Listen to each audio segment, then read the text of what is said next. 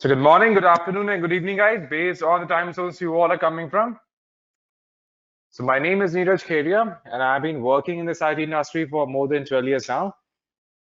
So the main agenda for today's session is we are going to discuss on what exactly we mean by the cloud computing platforms, what do we mean by Microsoft Azure, what exactly it is, and how it is beneficial, different domains in Azure services, and how we can categorize these different resources based on the usage, and then will be when we are going to look at a small hands-on on top of it.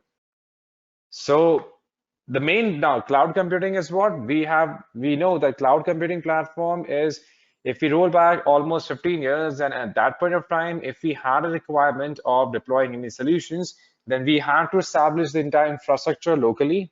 That means we had to buy a stack of servers, we have to take care of the entire setting up the servers, its maintenance, operating system installation, networking, hardware, every component had to be structured by us, right? Whereas nowadays, the entire setup has already been done by multiple vendors, and they allow us to access their infrastructure through internet by paying the fee for the resources that we are going to use and for the time period we are going to use it. And that's why cloud computing platforms has been really popular for the global market. That's mean that, and basically it is helping different companies of every scale in reducing, or we can say in simply increasing their performance and reducing the price that they have to pay as compared to what they paid for on-premise solutions. And AWS, Azure, GCP, they all are cloud computing vendors. These are different companies and they are different in terms of the architecture and in terms of the pricing that they all have to incur. All right. And basically, the cloud computing platforms, as we know, again, they are different in terms of the cost as well, because here we have to pay on pay as you go model. That means here we have to pay only for the resources that we have used, nothing less, nothing more. And then here we get speed, because again, if we compare this to the on-premise solutions, then obviously we are getting a better performance in terms of speed as well. That means the computation power, the availability of the services, they are also much better. The entire platform, that means each and every data center, they are spread throughout the entire globe. That means we can choose not to be restrictive to any particular region as compared to the global, as compared to on-premise architectures. It provides much better productivity, because that means every piece of maintenance is already taken care by these vendors. Whether we talk about AWS, Azure, GCP, DigitalOcean, or any other vendors that we can think of. All right, next we have discussed that cloud computing platforms is what is now different vendors, they are done with the entire setup from their own side. For example, we can see the servers, virtual desktops, software platforms, application. The entire setup has been done by these vendors automatically, whereas we only use the services by paying a small subscription fee for the amount of resources we are using it, and for the time period we are using those resources. That exactly is what we have as a part of cloud computing platforms. Next, we have multiple deployment platforms as well. Now, we know that in cloud, we have three main different models. We have public, private, and hybrid solutions. So public is basically when we are deploying any front-facing applications. Let's say when we have any e-commerce solutions, when we have any kind of public cloud that needs to be accessed by anyone coming from anywhere, or any solution that we can think of. Whereas if you talk about private, then private solutions are the ones that are handled by different enterprises. That means we don't want to allow any kind of public access to these different resources. That exactly is what we do with private. And hybrid is when we go for different solutions out there. We go for different solutions, as in we simply go for allocation of different resources. Let's say we want to combine both the parties for public and hybrid as well. Then we go for these different solutions out there. Now, why Microsoft Azure? Azure, as we know, is the second largest player in the cloud computing platforms. So the first player has been AWS since its introduction back in 2006. And after that, Microsoft Azure has the biggest market share. So AWS has a market share of around 42%, then followed by Microsoft Azure having a market share of around 19%, and then followed by GCP having a market share of around 11%. That's how they are structured.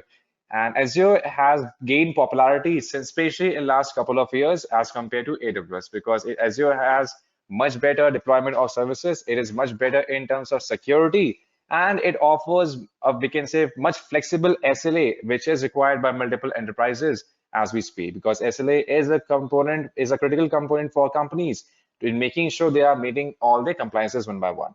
And that exactly is what Microsoft Azure has to offer. And Azure has, and all three platforms, all the cloud computing platforms, whether we talk about Azure or AWS or GCP, they all have the same infrastructure in terms of resources. Whereas if we talk about the quality, if we talk about the quality and pricing, again, that's a main point where they differ. Because again, even in terms of computation, we know that AWS offers almost 6 times the computation power of all the services combined. Whereas again, Azure has its own pros and cons.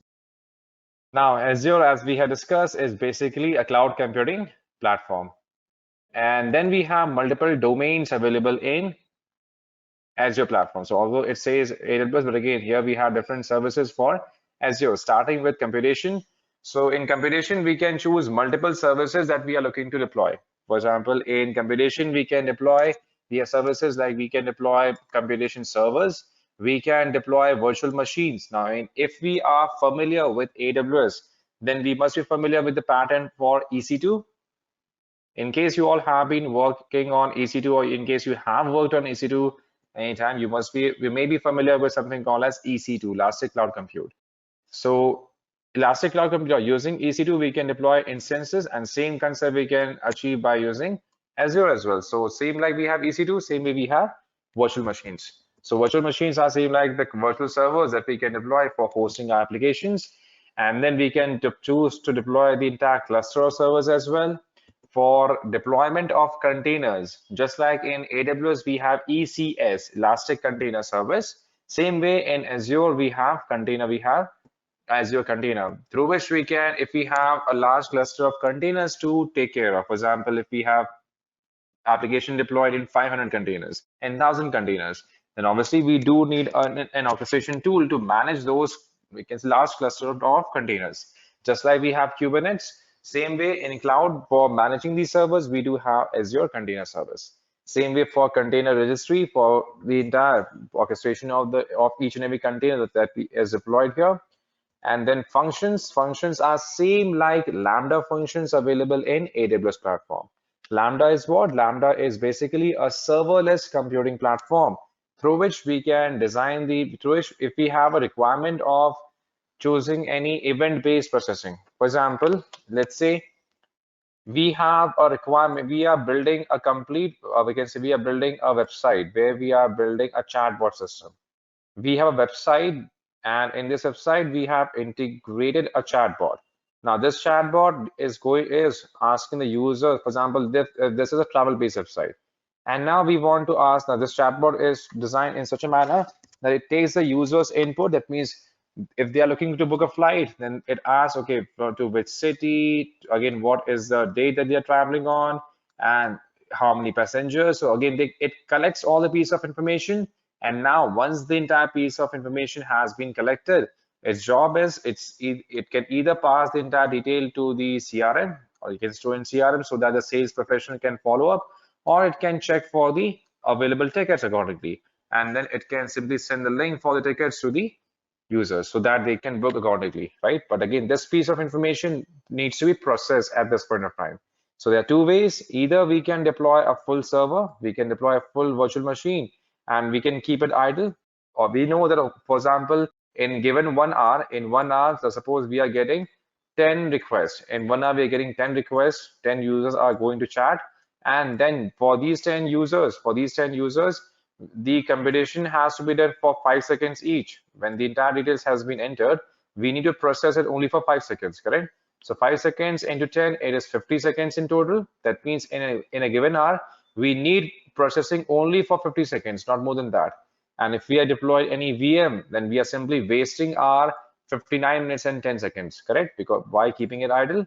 So here what we can do, instead of deploying the solution, deploying a complete VM, we can easily deploy Lambda functions, so that if we have a requirement of processing only for 50 seconds, that means here we have to pay only for 50 seconds, nothing less, nothing more, in order to save on the processing power. And then we have batch. So batch is basically when we want to run the entire operations in terms of batches. For example, we have 1,000 servers, and now we want to run software patches. We want to run updates on those 1,000 servers cluster. Then we can do that easily by using the component of batch. Same way we have service fabric through which we can define the entire services, and then we can define the multiple, I can say microservices as a part of our solutions. Now, next is we have the services available for scalability, or we can say for the entire networking itself. So again, when we are talking, now just like we have a VPC, if we are working with cloud platforms, again, we can define the entire networking component at our own end. So in networking services where you have VPC, so VPC is what? VPC is something that we require in order to create the entire customized networking path. For example, let's say when we are deploying multi-tier architecture, let's say we are deploying multi-tier architecture. And then for deploying these multi-tier architecture, we do require different access levels of each and every resource that we are going to deploy here. For example, let me showcase you how exactly we mean by the component of VPC. Let's say we have a multi-tier architecture that we have to deploy here. Let's go back to our notepad. Let's say here we have a multi-tier architecture. For example, let's say we are deploying multiple web servers. Now, web servers needs to have the access, needs to have a direct access to the internet, because again, these are going to be the public app, we can say the public facing applications that we are going to deploy our services on. For example, these are going to be the first touch point, correct? So these are going to be the web servers. So we want that these web servers should be having a full access to the internet. Then we can deploy them in a public subnet, and then we can connect this public subnet with the internet gateway, so that anyone coming from that means any request coming from the internet by any users, they can be entertained by using web servers deployed in the public subnets. And then if we have multiple application servers, now these application servers, or we have the multiple database servers. So obviously we don't want to give a public access to these different resources, because again, they are critical and we have to keep intact the security intact. So what we can do, we can deploy them in the private subnet, and then so that we can keep a complete control over the access of internet to these different resources. For example, let's say we want that they should be having the say one-sided communication with the internet for the software upgrades, for the patches.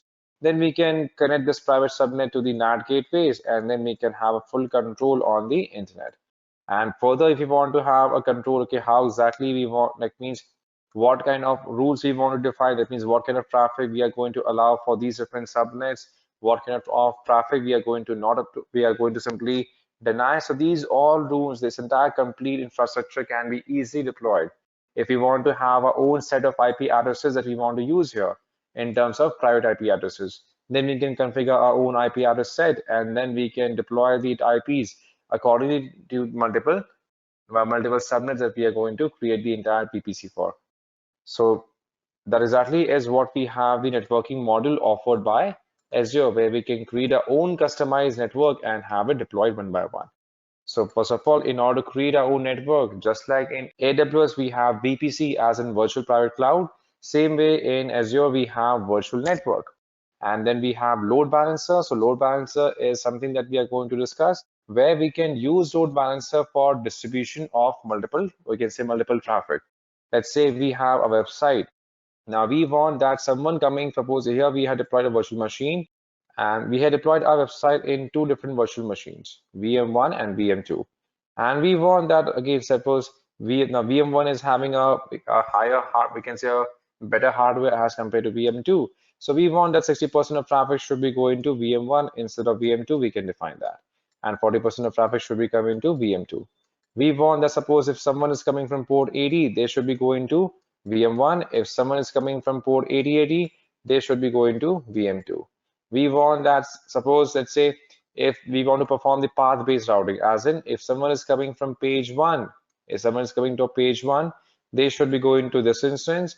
And if someone is coming from page 2, they should be going to the other instance or the group of instances.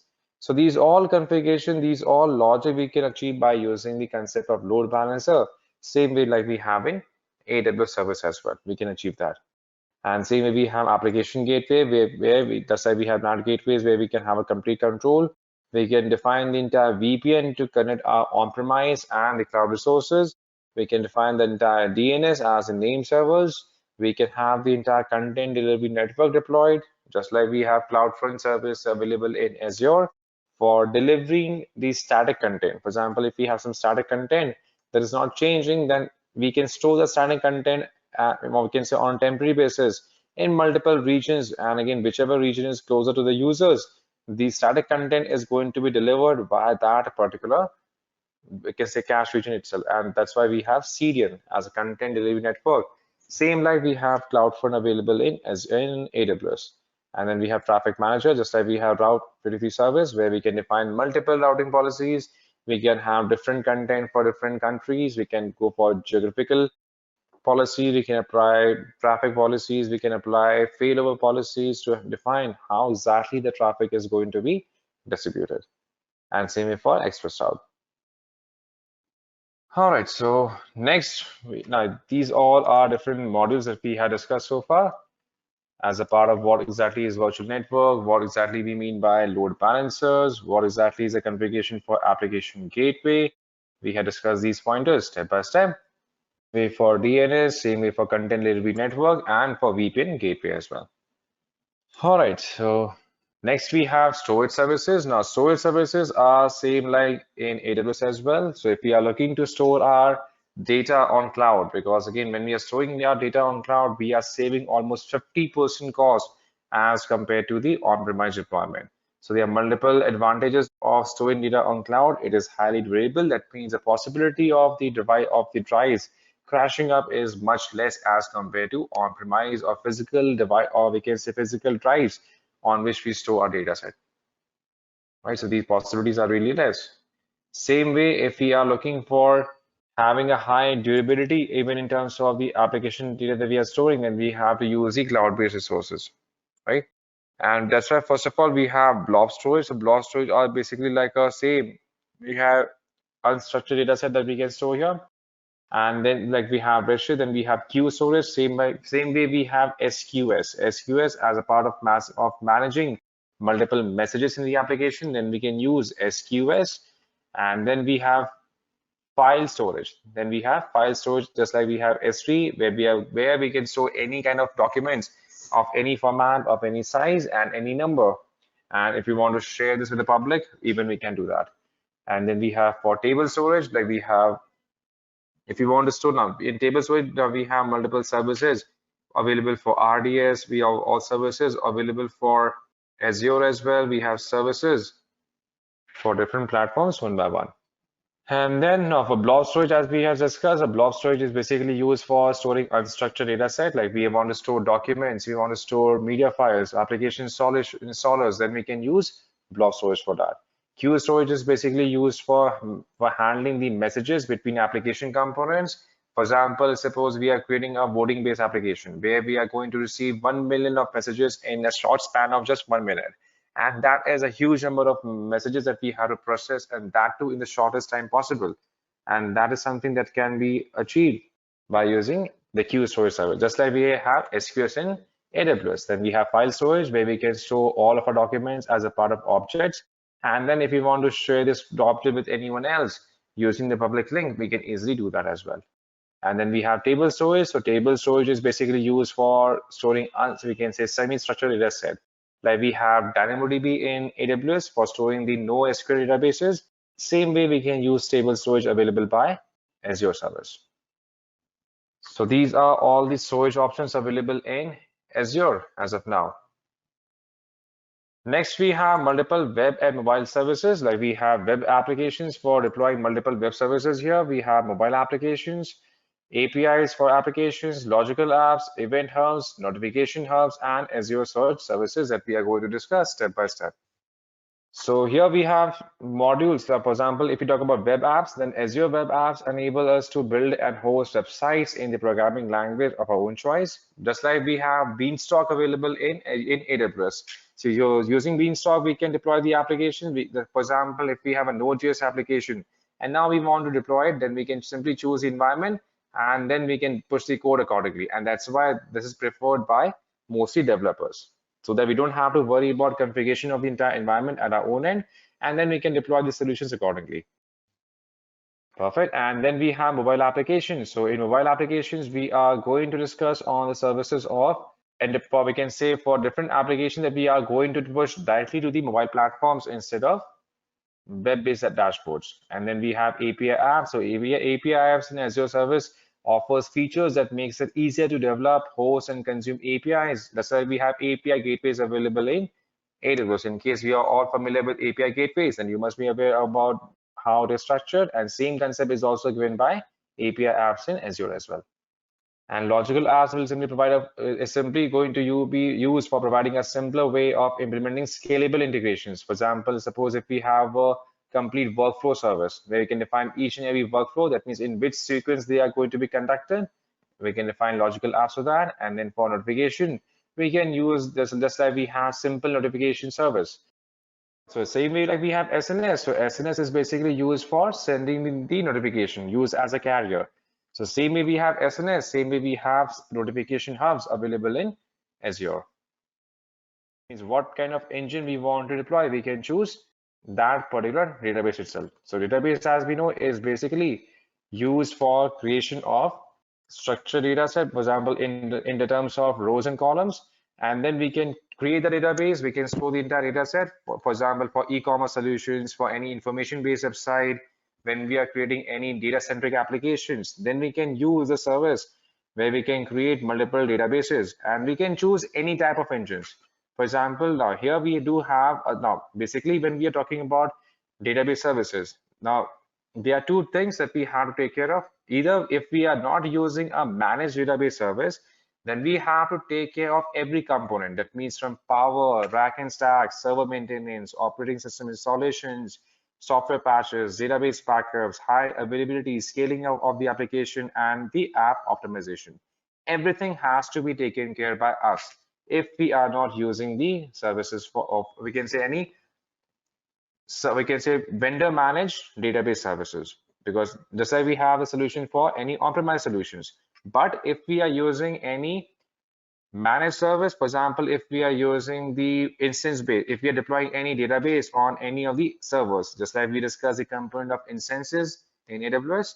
So here we can, if we are deploying, if we suppose if we deploy the MySQL instance on any of the servers, then the power, rack stack, server maintenance, OS installation, these things can be managed by the vendors, whereas operating system, software patches, backups, high availability by maintaining multiple standby instances, scaling of the instances, these things are not taken care by the vendors as a part of semi-managed database. But if we are using the complete managed database service, like we discussed on these components, so here everything, so using this entire service, we can take care of every component from power, rack stack, server maintenance, operating system installation, the database backup, the patches, the scaling of the servers, everything can be taken care by the vendors. So that being a developer, we only have to work on creation of the database. For example, we only have to work on setting up the entire RDS, or can say any database instance, and then we only have to work on connecting that application with to our own, we can say to our own system, and then we are good to go. That exactly is why we use managed database service as a part of the cloud computing platforms. Now, in this fully managed database service, we can take care of everything. That means we can take the backup as snapshots. Snapshot is, as we had discussed, snapshots are basically like a incremental backups that we can create, and then we can use these snapshots to take sequence. We can see when we talk about incremental backups, like we discussed, we can take backups at regular intervals.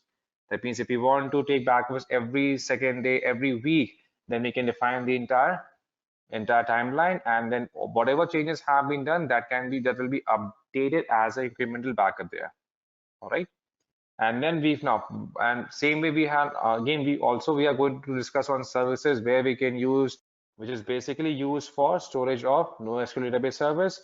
And for improvising the performance of the application, we also are going to discuss on the Redis cache as a part of cache management service, where if you want to improvise the performance of any database, for example, let's say if we have deployed the instance of, for example, when we deploy any MySQL instance, and now we don't want the users to send a read request to the database every time they want to access some static content, we can say some some unchanged data set, then we can store that data as a part of cache memory using the Redis cache, and then we can decrease the number of read requests go into the database, and we can improvise the data performance by reducing the latency of the application.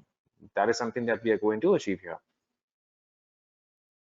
And then we have the services for keeping our account secure, where we have Azure Active Directory, we have Add Domain Service, we have Add Directory for creation of multiple users one by one, and then we can go for multi-factor authentication as a part of MFA to secure the admin and the root account. And these all platforms are supported by these platforms, where we can deploy any of the engines that we want. And then we can choose the configuration, we can choose the storage capacity, what exactly we want to deploy. And just like we can perform multiple CRUD operations, we can perform the entire CRUD operations on these services one by one. As in create, read, update, and delete, we can perform the entire CRUD operations on top of it one by one. And there are no limits available on the data set here. So again, for MySQL, for MariaDB, for SQL Server, for PostgreSQL, there are no limits specified here. That means we can create any number of databases here. But for Oracle, we can create only one database per instance, not more than that. Whereas for SQL Server, we have a limitation of deploying only 30 databases per instance as a part of the configuration. Again, these whatever limit we observe here, these all are soft limits. That means whenever we want to improvise, for example, we want to increase the limit for any of the services, we can easily do that by contacting the support team, and we just have to justify why we need to have resources increased, and they will be able to do the needful for us. And as a continuation of database service, now we have discussed that for RDS instances, now for example, if we are deploying multiple services, and obviously for every service we have to deploy the instance. Now when we talk about instance, then here we have to choose the configuration. For example, how much of RAM we want. For example, we want 4 GB of RAM for the current instance. We want, suppose, 64 GB of RAM. And then we can specify the IOPS as well. That means we want to have, let's say, 5,000 IOPS for the given system here. We can define the entire IOPS in terms of input, output happening on a per second basis. We can define the entire IOPS. And then we can choose the memory as well. For example, we want to run this on top of SSD, like general purpose SSDs, or we can choose the provision IOPS that we had discussed, which simply improvises the performance of the data access. So depending upon the requirement, we can choose the correct configuration, just like we deploy the instances. All right, so now let's erase this up. Now, in case we don't have the access to the Azure portal, let me showcase you how to gain the access to Azure. So in order to open up Azure portal, we can go back to our dashboard, and here we can type in as azure.microsoft.com. So here, in case we don't have the access to Azure portal, we can simply type in azure.microsoft.com, and then just like we sign up for any normal website, we can create the entire account here. Now, when we are signing up for Azure platform as a new user, we get the access to $200 of free credit that we can use for entire year.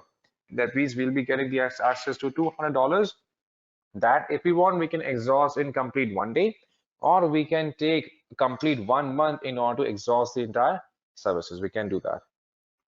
Just like we do in Netflix and in Prime or in all the other websites, we have to have an active payment method. That means here we can add the active credit or debit card, and it is going to be charged by a normal fee of 1 or 2 INR. And then this is going to validate that whatever payment details we are entering, that is completely genuine, and then only we can get started.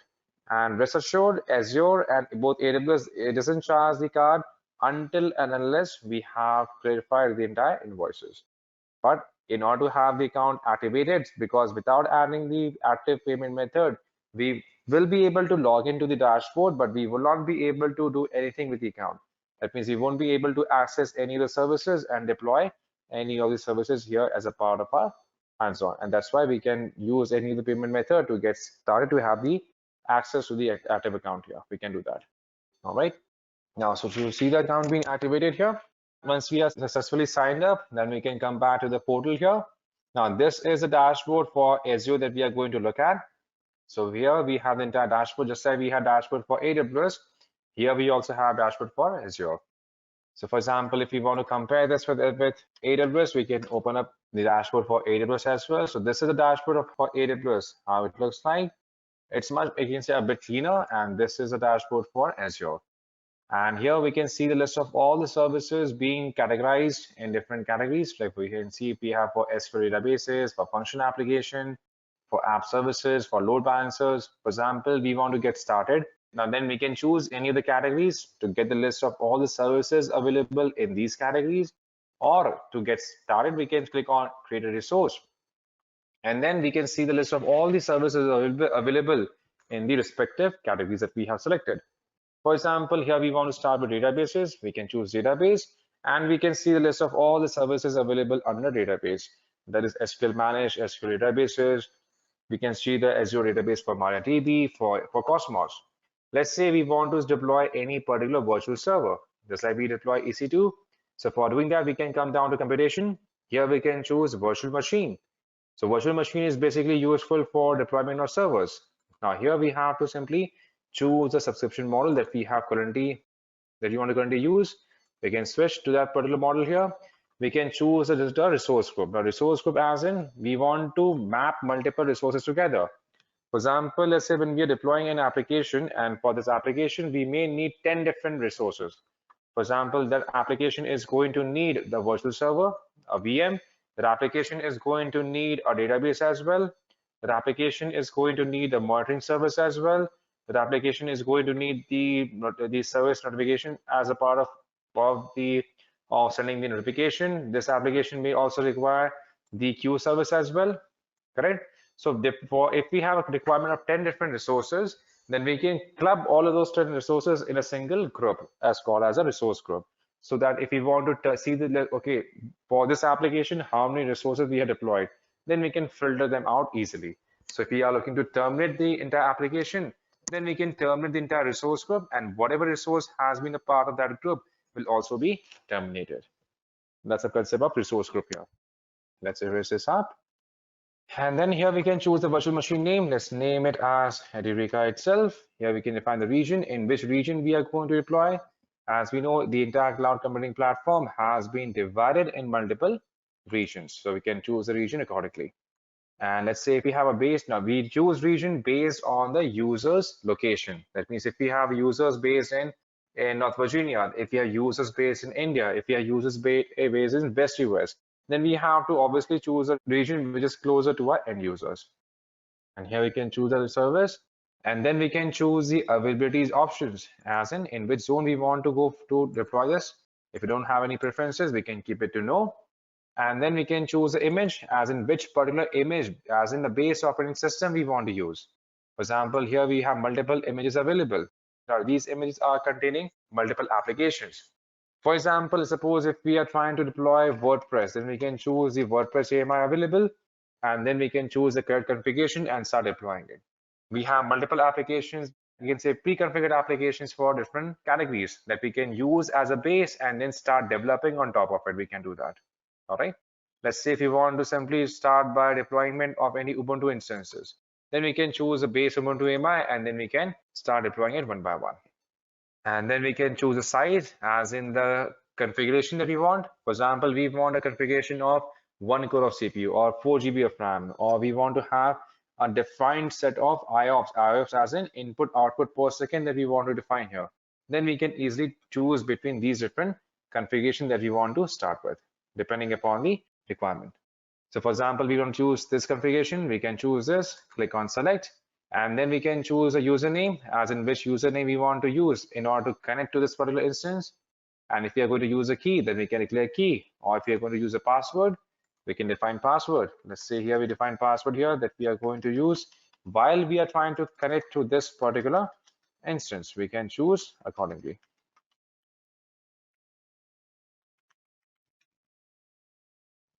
For example, we want to keep the username as well as Edureka. And then we can choose the network. That means how, just like we have security groups, if you want to allow only SSH protocol, we can choose SSH. If we are hosting a web application, obviously we have to require, we need to give the access to HTTP requests as well. We can choose HTTP. Once we are done, we can configure disk as in what kind of storage capacity we want to declare here. For example, what kind of operating system disk type we want. If you're looking for a better random access, then we can go for SSDs. If you're looking for a better performance in terms of sequential access, then we can go for hard disk drive. So SSDs are obviously going to be expensive as compared to hard disk drive.